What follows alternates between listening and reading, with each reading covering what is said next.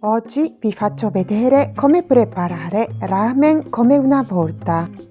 Gli ingredienti sono alghe kombu essiccate, salsa di soia, katsuobushi che sarebbero tonnetti essiccati, pepe bianco, i noodles per il ramen, cipollotti, zenzero, aglio, fusi di ali di pollo, naruto che sarebbe surimi di pesce, spinaci, memma che sarebbero i germogli di bambù cotti in umido. Per sapere come fare memma potete vedere un'altra mia videoricetta, e chashu che sarebbe carne di maiale braisata. Anche questa ricetta la potete trovare tra le mie ricette. I link di entrambe le ricette li troverete nella descrizione. Per finire gli ingredienti, la salsa della marinatura che viene usata per la ricetta di chashu. Questa è una ricetta da 3 porzioni quanto riguarda la quantità del brodo, ma alla fine ne useremo solo una di porzione per preparare il nostro ramen. Mettiamo 1200 ml d'acqua nella pentola a pressione, mettiamo anche 450 g di fusi di ali di pollo, 35 g di cipollotti parte verde, 20 g di zenzero, 15 g di aglio. Chiudiamo il coperchio della pentola a pressione, accendiamo il fuoco vivace, assicuriamo che la valvola sia ben chiusa. Quando comincia a fare il fischio abbassiamo il fuoco al minimo e cuciniamo per 30 minuti. Sono passati 30 minuti, spegniamo il fuoco e lasciamo a riposare per 15 minuti. Nella pentolina mettiamo 500 ml d'acqua e 5 g di alghe kombu essiccate che abbiamo lasciato in ammollo per una notte. Accendiamo il fuoco al minimo. Quando vedete la schiuma piccola, eliminiamo le alghe kombu e spegniamo il fuoco. Queste alghe kombu, una volta si sono raffreddate, le mettiamo nella pellicola e le congeliamo, e quando diventa una certa quantità le scongeliamo, e vi consiglio di fare kombu no tsukudani, che è ottimo accompagnamento di riso bianco, anche come la farcitura per onigiri. Apriamo il coperchio della pentola a pressione. Utilizzando delle pinze separiamo la polpa del pollo dall'osso. Richiudiamo il coperchio e accendiamo il fuoco vivace.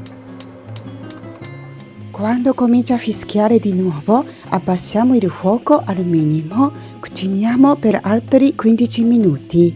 Dopo 15 minuti spegniamo il fuoco e lasciamo riposare altri 15 minuti.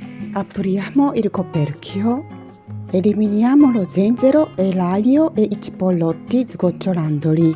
Mettiamo da parte la polpa di pollo sgocciolandola, e eliminando le ossa possiamo farla diventare un buonissimo piatto come l'insalata di pollo, oppure si può aggiungere julienne di cipollotti, condire con l'olio di sesamo e salsa di soia, mangiare con il riso bianco per il giorno dopo. Aggiungiamo il brodo delle alghe kombu che abbiamo preparato prima, mettiamo il coperchio e accendiamo il fuoco. Quando comincia a bollire aggiungiamo 20 g di katsuobushi che sarebbero tonnetti essiccati. Abbassiamo il fuoco al minimo, cuciniamo per 10 minuti. Sono passati 10 minuti, spegniamo il fuoco, eliminiamo il katsuobushi sgocciolandolo bene.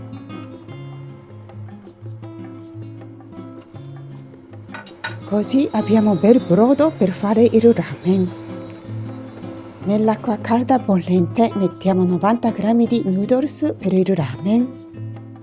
Questa marca che vedete per me è il miglior noodles che trovo in Italia in un negozio di alimentari orientali. Contengono già il sale nell'impasto, quindi non mettiamo il sale nell'acqua. Il tempo della cottura cercatelo sull'etichetta della confezione che preferite voi, in questo caso sono 6 minuti e mezzo. Nel frattempo prepariamo una ciotola per il ramen. Mettiamo 20 ml di salsa di soia, 20 ml della salsa che ho usato per marinare il chashu nell'altro video, un cucchiaino di cipollotti tagliati fini, maciniamo un po' di pepe bianco, Poco prima della fine cottura dei noodles aggiungiamo 300 ml del brodo bello caldo. Aggiungiamo i noodles scolati e sgocciolati bene. Cerchiamo di pettinare bene i noodles per dare una bella immagine al piatto. Non resta che mettere queste classiche guarnizioni per il shoyu ramen come una volta. Sono il chashu, gli spinaci lessati e sgocciolati, il memma, il naruto e un po' di cipollotti tagliati fini. Il naruto sarebbe il surimi di pesce e l'ho trovato surgelato in un negozio di alimentari orientali. Ed è uno dei simboli del ramen di una volta e alcuni di voi avrete visto il Naruto sul ramen nei cartoni animati giapponesi. Alla fine maciniamo un po' di pepe bianco. Ecco, il nostro ramen come una volta è pronto.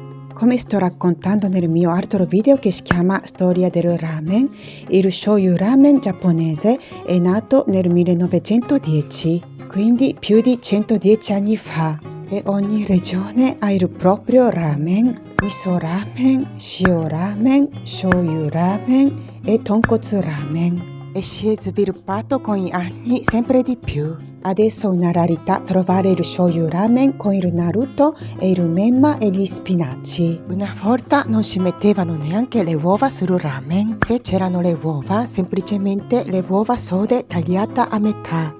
Le uova semicrude marinate che conosciamo adesso hanno cominciato a metterle sul ramen all'inizio degli anni 90. Così negli ultimi 30 anni il ramen è diventato più elaborato sia a livello di zuppa che nel resto degli ingredienti che guarniscono il piatto.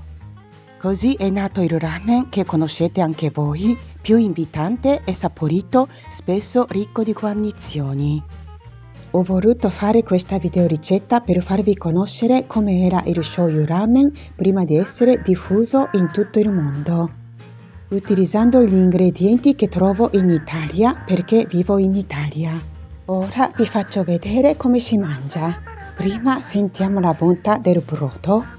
Prendiamo una giusta quantità dei noodles e mangiamo facendo bel suono che è tipico di quando mangiamo il ramen e le paste lunghe come la soba e gli udon. Ha un sapore magico ogni cosa che c'è in questa ciotola e insieme stanno facendo un'armonia del gusto incredibile.